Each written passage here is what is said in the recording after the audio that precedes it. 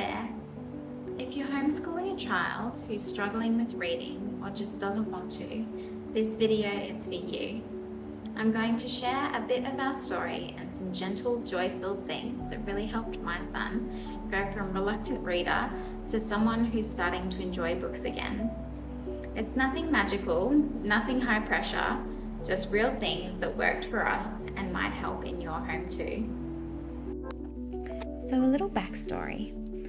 Last year, Boaz was in a private school, and while there were good things about it, it really knocked his confidence, especially with reading. Towards the end of that year, the Lord led us to the decision to homeschool, and honestly, it's been such a blessing for our whole family, especially for Boaz. When we started, he really didn't want to read. He'd avoid it, shut down quickly, and you could just see how defeated he felt. He didn't even want to read one word. So we took a deep breath, slowed right down, and shifted our focus from pushing reading to rebuilding his confidence. And I just want to share 4 simple things that helped us do that gently. Find the right curriculum. We started off with Masterbooks Foundation Phonics and language lessons for a living education, and honestly, those were a huge gift in that first season. They were gentle and open and go, which was exactly what we needed. Boaz needed something that didn't feel overwhelming or boring, something he could connect with that gave him small, consistent wins. Foundation Phonics gave us a beautiful foundation without pressure. It was full of scripture and gentle instruction, and he loved colouring in the pictures while we read together. Then Language Lessons for a Living Education helped us build on that naturally. It weaves in narration, gentle grammar, and short readings that don't feel like a chore.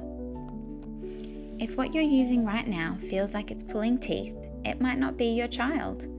It might be the curriculum, and that's okay. It's okay to pivot. It's okay to simplify. If you would like a closer look at Masterbooks and the curriculum that we use, I've got a review and flip-through video, which I'll put the link in the description below, so make sure to check that out. My second tip is encourage daily reading with support. One of the biggest confidence builders for Boaz has been the Usborne Beginner Readers. We started with level 1, where I read most of the page and he'd just read a word or two. But what's so special is how the books are designed for this transition. As we moved up the levels, he naturally took on more reading and I took on less, and he could really see his progress.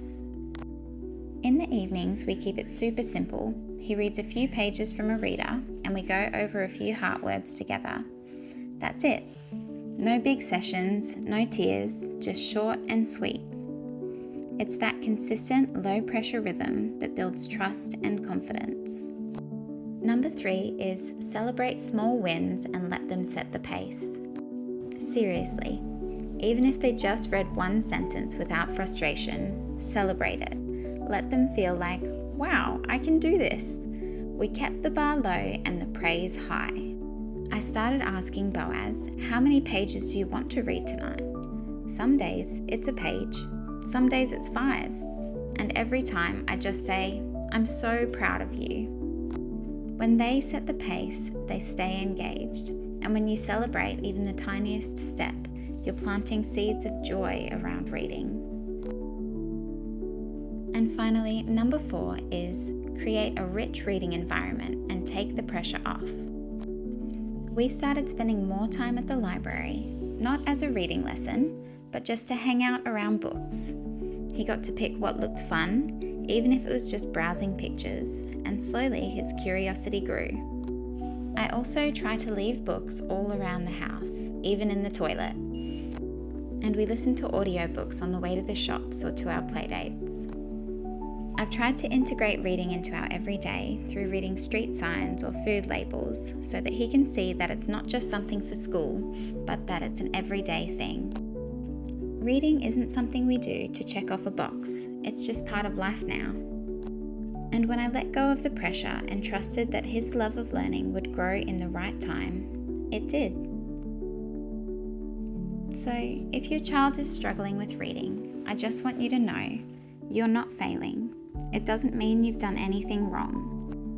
God made your child fearfully and wonderfully, and He chose you to walk this journey with them, not because you have all the answers, but because you love them deeply and you're willing to show up with grace.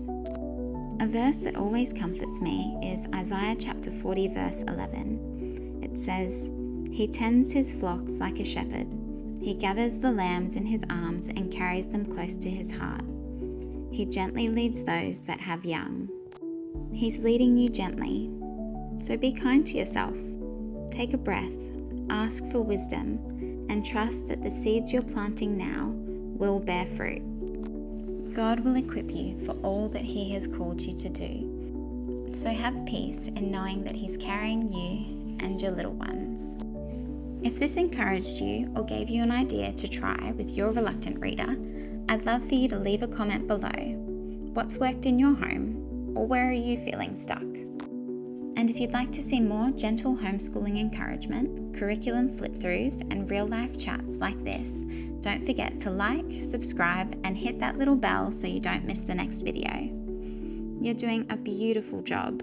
I'm cheering you on. And I'll see you on the next one.